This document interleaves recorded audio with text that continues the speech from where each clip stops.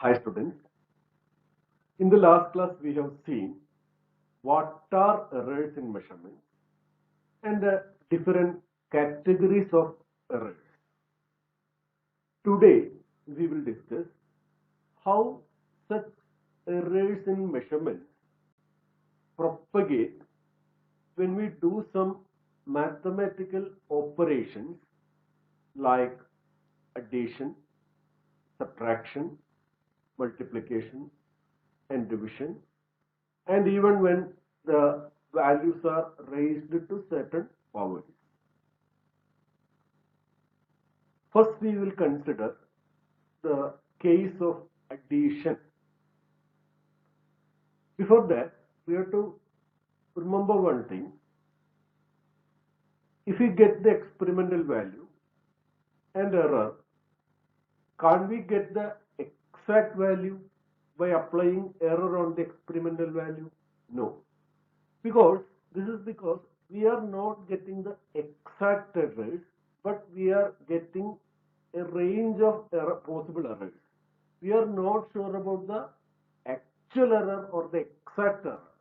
So we are only finding the maximum possible error or the minimum possible error, and error can be anywhere in between these two extremes. So even after calculating error, we shouldn't mistake that we are now going to get the exact value. We are still having a range of possible values. Okay, now we will consider case of addition through an illustration. Let's look, let x is equal to a plus b.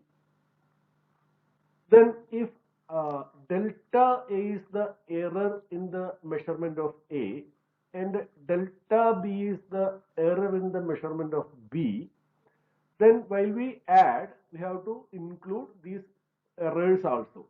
So we replace a with a plus or minus delta a plus b plus or minus delta b. Okay, then in the result we will have another error, additional error term, that is x plus or minus delta x. Okay, now we can rearrange these terms. C is equal to a plus b plus or minus delta a plus or minus delta b. See, look at this and this term. We can cancel x here and a plus b here because they are same. Cancelling x and a plus b on left hand side and right hand side, what remain is the error terms only. Delta x, that is the result, error in the result, is equal to delta a plus or minus delta b, that is it is the sum or difference of errors in the measurements of a and b.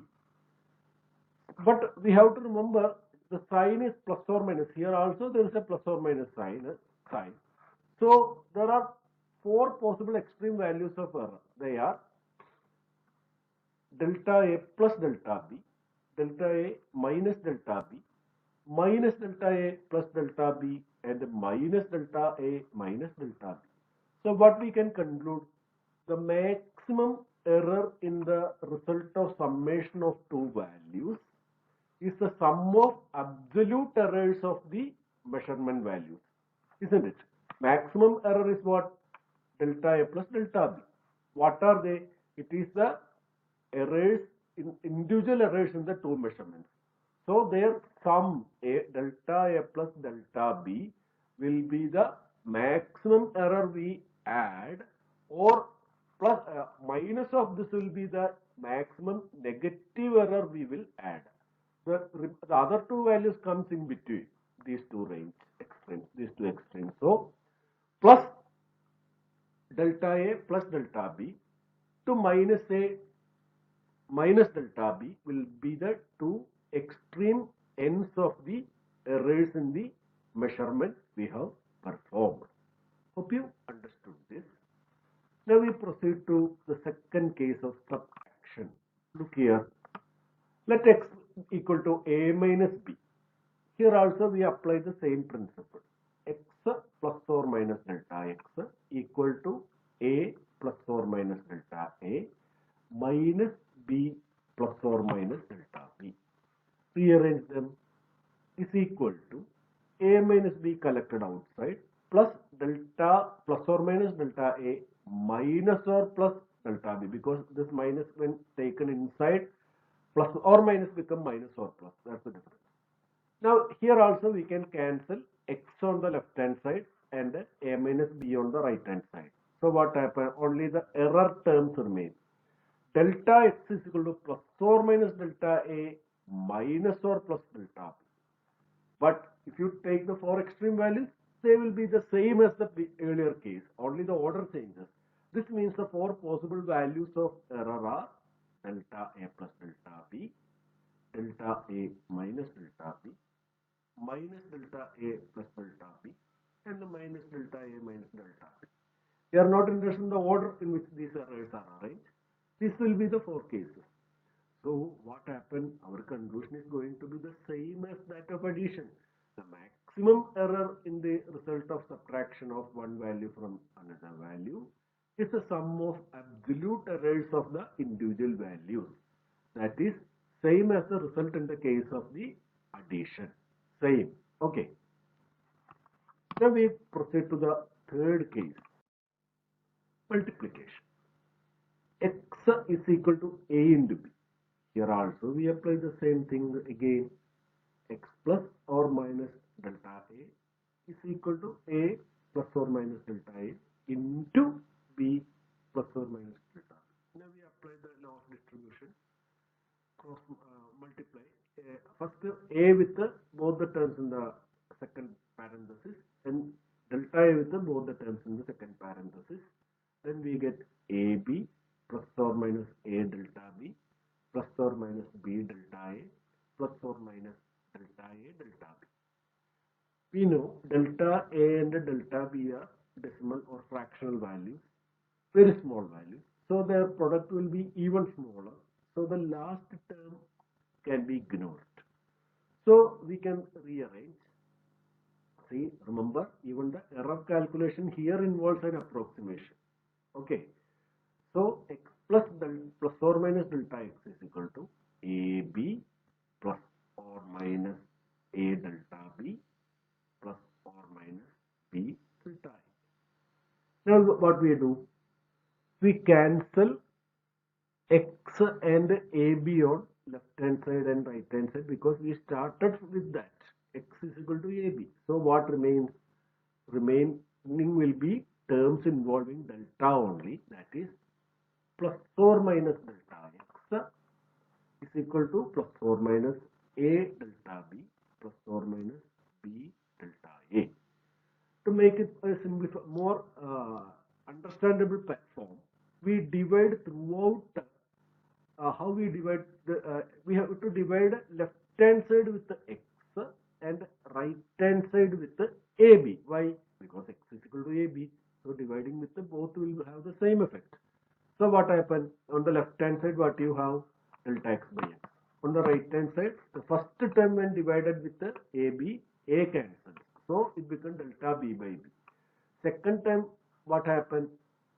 B cancels. So delta a by a. So we can rewrite the equation as delta x by x is equal to plus or minus delta a by a plus or minus delta b by b. These delta x by x, delta a by a, delta b by b are nothing but the fraction of errors, isn't it? These terms correspond to the relative error or fractional error, relative error. And so four possible relative errors are again delta a by a plus delta b by b, first term. Second, delta a by a minus delta b by b. Third, minus delta a by a plus delta b by b. And finally, minus delta a minus delta b by b. Conclusion. In the product of two values, the maximum relative error is the sum of relative errors of values we multiplied. In the previous two cases, it is the maximum error. Here, it is maximum relative error. So, that makes a difference. the first two cases, what we add on is maximum error value. Here what we add on is maximum relative error value. So make that by heart. Now we proceed to the next case of subtraction. Division. Division. X is equal to A by B. Okay. Again we apply the delta term. X plus or minus delta X is equal to A plus delta A divided by B plus delta B. With a definite purpose, we rearrange this. How? We make some modification. We multiply and divide with A. Then what happens? We take, better we say, we take A outside. Then what happens? A plus or minus delta A can be rewritten as A. 1, within bracket we write 1 plus or minus delta A by A. If you take A inside, this numerator and this numerator become the same. Similarly, we do the same operation on the denominator. We take B outside and put inside the bracket 1 plus delta B by B. Okay. Now we can write it like this. A by B. So, A by B is the first term. 1 plus delta A by A is the second term. And the denominator term is taken to numerator with the power of minus 1. Okay. The last term, that is 1 plus or minus delta B by B to the power of minus 1, it does have a binomial expansion. Okay. The term 1 plus or minus delta B by B to the power of minus 1 upon binomial expansion, what happens is that the second, third, fourth, etc. terms, I have shown that here, second, third, fourth, etc. term will have powers of 2, 3, 4, etc. And powers of fractional values will be extremely small and can be neglected. So what happens? In the binomial expansion, only the first term becomes significant. That first term is nothing but 1 minus or plus of delta B by B. So we don't have to worry about the binomial expansion here. We need only remember that the term to be kept is 1 plus minus or plus delta B by B. So this equation now become what? X into 1 plus or minus delta X by X is equal to A by B into 1 plus or minus delta A by A into 1 minus or plus of delta B by B. That is the last term is an approximated term. Okay. So now we can do one thing.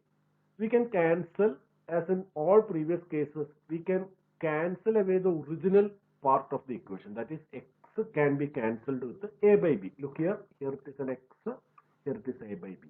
So they cancel. Cancelling X and A by B on left hand side and right hand side respectively. What remain is the delta terms. 1 plus or minus delta X by X is equal to 1 plus or minus delta A by A into, in another bracket, 1 minus or plus delta B by B. Now we distribute that cross multiplication. 1 plus or minus delta A by A minus or plus delta B by B. We are cross multiplying first 1 with both these terms, then delta A by delta with both these terms. So what we get? 1 plus or minus delta A by A minus or plus delta B by B minus or plus delta A by A delta B by B.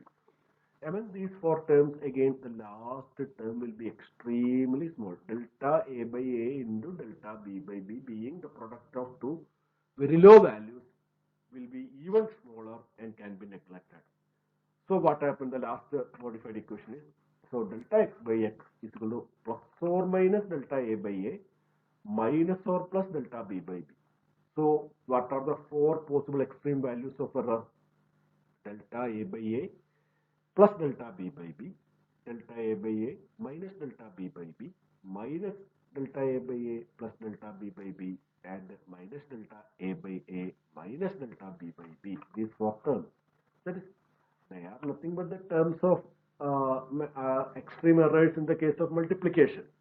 So what is our conclusion? In the case of division also, the final conclusion, the final statement is exactly same as that of the multiplication. The relative error in the final result will be the sum of relative errors of individual values. So for addition, subtraction, our conclusion is the same. For multiplication, division, our conclusion is again same. In the first pair, we have the errors, and in the second case, we have the relative errors. Okay. Now, the last case we consider is the last case we discuss here is equations having powers for the terms. For instance, consider x is equal to a to the power m divided by b to the power n. There can be two cases like x is equal to a to the power m into b to the power n, as well as x is equal to a to the power m divided by b to the power n. Once you understand division, it will be easy to apply the same principle to multiplication also. So we are discussing division here.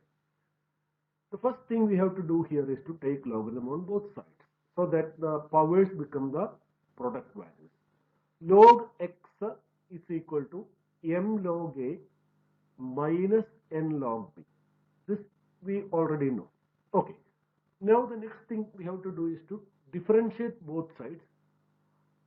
We know that log x is equal to 1 by x dx. Apply that principle. So log x becomes dx by x.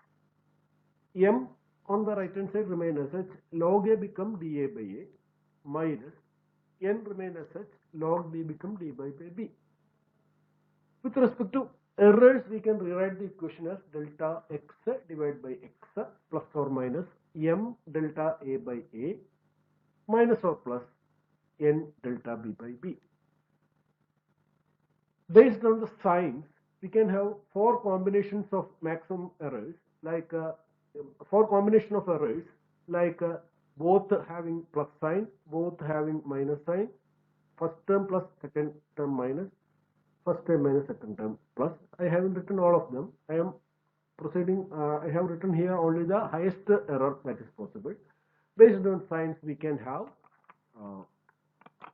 Based on signs, we can have four cases of errors, and among them the biggest error plus m delta a by a plus n delta b by b. That will be the highest possible error. Okay. Now, conclusion. In the case of equations involving power, the fractional error has to be multiplied with the respective powers to get the relative error in each term. Delta, that is, delta a by a has to be multiplied with the earlier power m, and delta b by b term has to be multiplied with its original or earlier power n. Then we get the total relative error. Okay.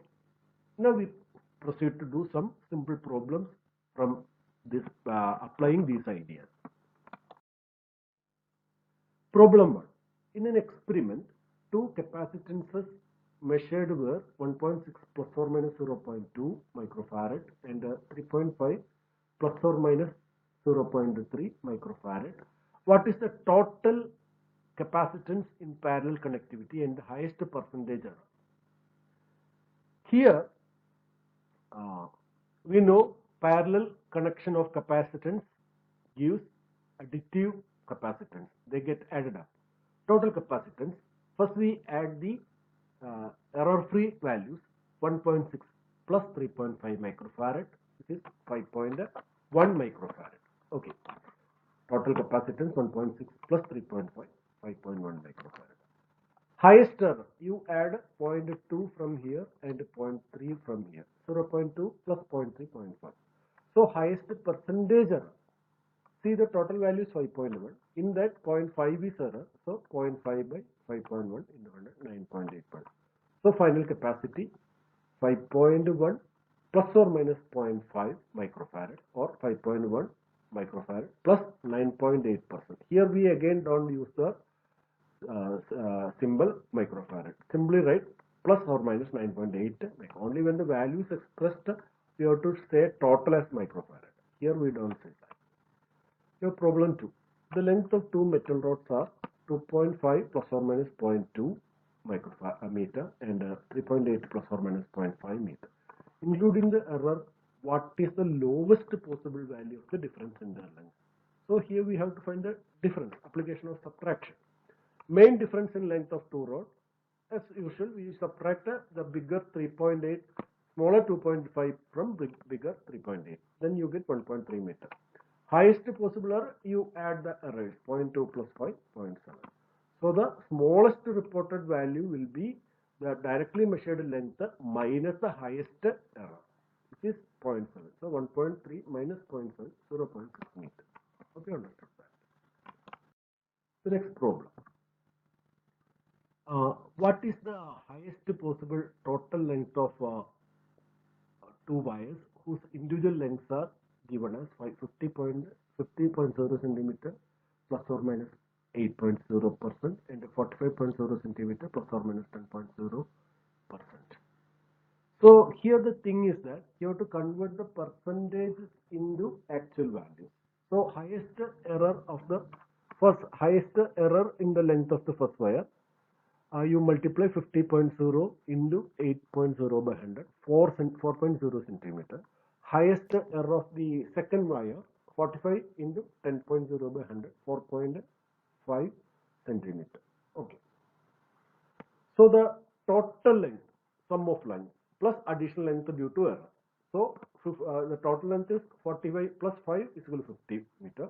50 centimeter. For 50 centimeter plus 45, 95 centimeter. I'm sorry.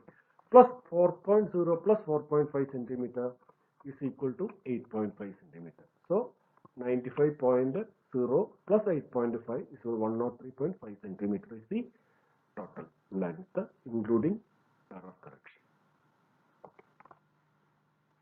Now, problem 4. The length of and the width of a rectangular metal plate is 8.20 plus or minus 0.30 centimeter and 5.4 plus or minus 5.40 plus or minus 0.40 centimeter. Then find the highest area of the plate reported and the percentage error in the area. Area, length into width, we get it as 44.28. Since there are three significant figures in both terms, we round it off to 44.3 square centimeter. Now, delta A by A, we know delta L by L plus delta width by W. So you substitute the given value of 0.30 and 8.2 corresponding to length and 0.40 divided by 5.40. Okay. So the maximum error in the calculation will delta A will be the area, directly measured area, plus the errors in the two measurements, which is 0.30 divided by 8.20 plus 0.40 divided by 5.40. You get 44.3 plus 0.040 plus 0.070, so 44.410 centimeter square. That has been rounded off to retain only three significant figures, because these values are having three significant figures. This is having three significant figures. So this is having three significant figures. So the final result is having 44.4 centimeter square. So percentage 0.11 is the out of 44.4 into 100, 0.248%, which has been rounded off to two significant figures, 0.25%. Okay. Problem 5. The mass of a body is 25.00 plus or minus 0.25 gram and its volume 8.42 plus or minus 1.20 centimeter cube. The lowest density that may be reported will be. Density without applying correction is mass by volume. You must divide the mass given by volume. So 0.3100.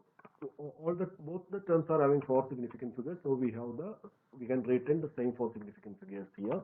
Now the highest error, delta D by D, will be error in mass plus error in volume, delta M by M plus delta V by V, 0.25 by 25.00 plus 1.20 by 20.42.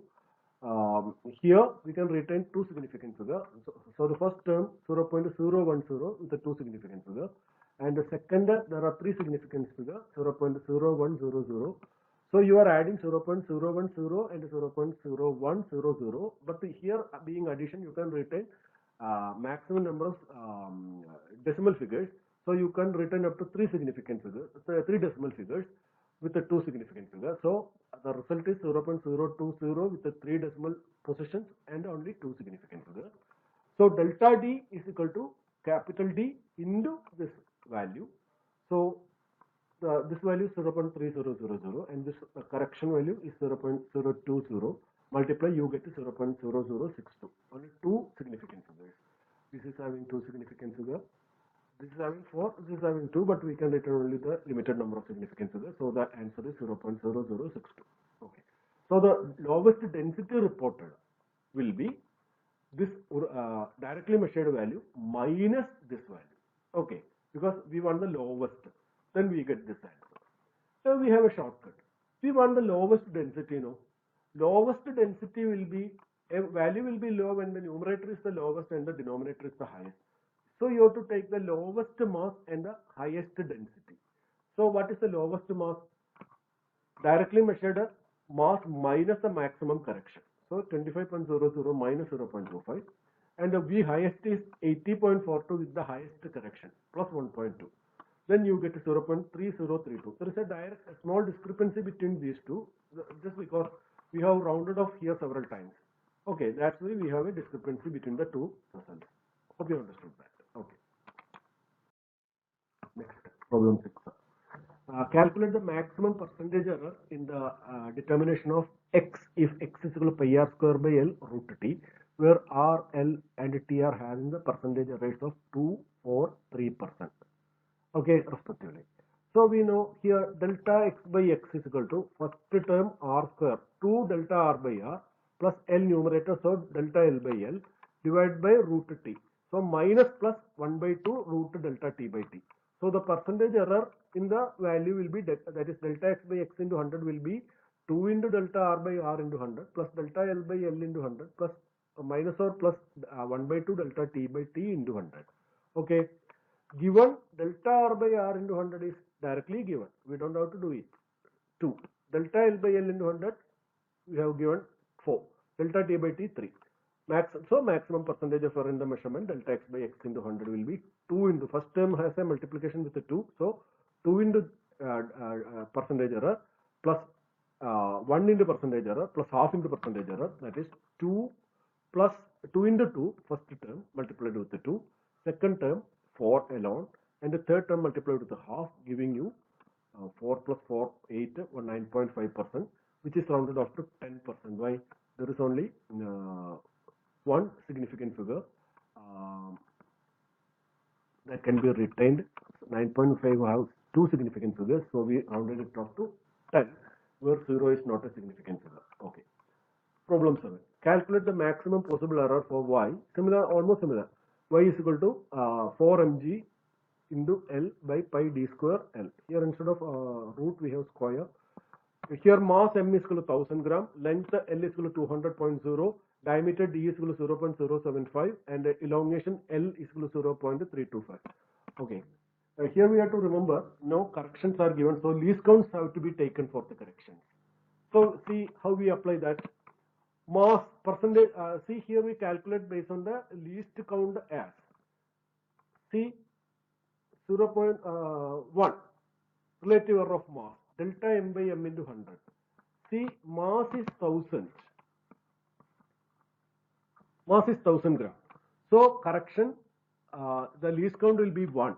So 1 by 1000 into 100, 0.1. Then mass percentage error in length, 200.0. So up to the first decimal position value has been measured. So least count will be 0.1 by 200 into 100, 0.05. And the third 0.075. See here the length has been measured up to the third decimal position. So this length measurement and the diameter measurement has been done using two different instruments. That's why they have two extremes of precision. This is having more precision. Okay, so d is equal to 0.075. So what is the least count? 0.001. So the third calculation of diameter's diameter maximum error 0.001 by 0.075 into 100. I'm sorry, still 1.33. We have to round it off to 1, round it off. And elongation. Elongation, what it will be? Elongation has been given to be 0.325. So diameter and elongation has been measured using the same device. That's why they have same precision. So 0.001 by 0.325 into 100. Okay, we get to 0.308, which has been rounded off to 0.3. Now we simply add these values to get the error, but you have to remember that diameter term has to be multiplied with the 2. Okay, diameter term has to be multiplied with the 2. Then you will get the correct answer.